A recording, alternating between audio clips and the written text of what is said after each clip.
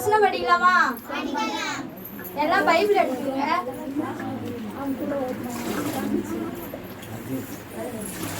எபேசியர் 4 அதிகாரம் 32 வசனம். கிறிஸ்துவுக்குள் தேவன் உங்களுக்கு மன்னித்தது போல நீங்களும் ஒருவருக்கொருவர் மன்னியுங்கள். யாராவது ஒரு ஆள் வந்து சொல்லலாமா? எல்லாரும் உட்காருங்க.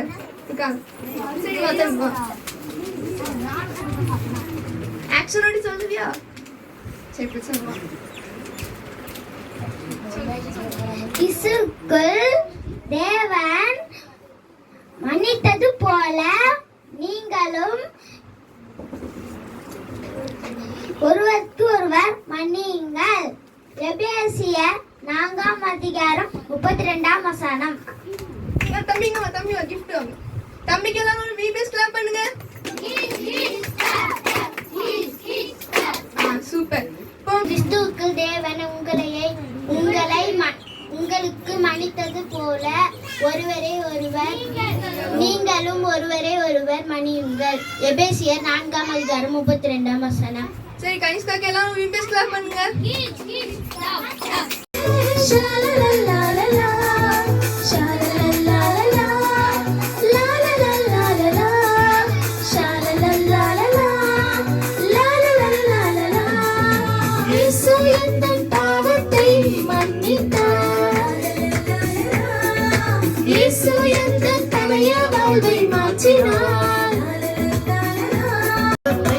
கைதட்டி பாடுங்க. இயேசு எங்கள் பழைய வாழ்வை மாற்றினார். இயேசு எங்கள் பாவத்தை மன்னித்தார். இயேசு எங்கள் பழைய வாழ்வை மாற்றினார். பாடுங்க.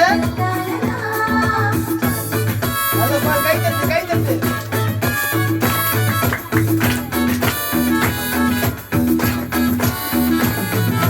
சந்தோஷத்தை தந்தார், துக்கத்தை மாற்றினார். சந்தோஷத்தை தந்தார், துக்கத்தை மாற்றினார். ஆடி பாடி மகிழ்வேன், ஆண்டவரை போற்றுவேன். ஆடி பாடி மகிழ்வேன், ஆண்டவரை போற்றுவேன்.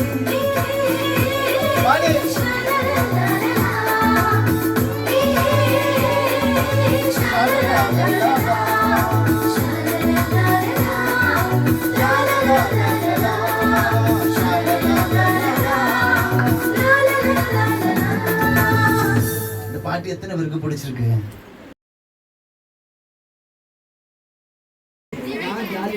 பயப்பட வேண்டும்.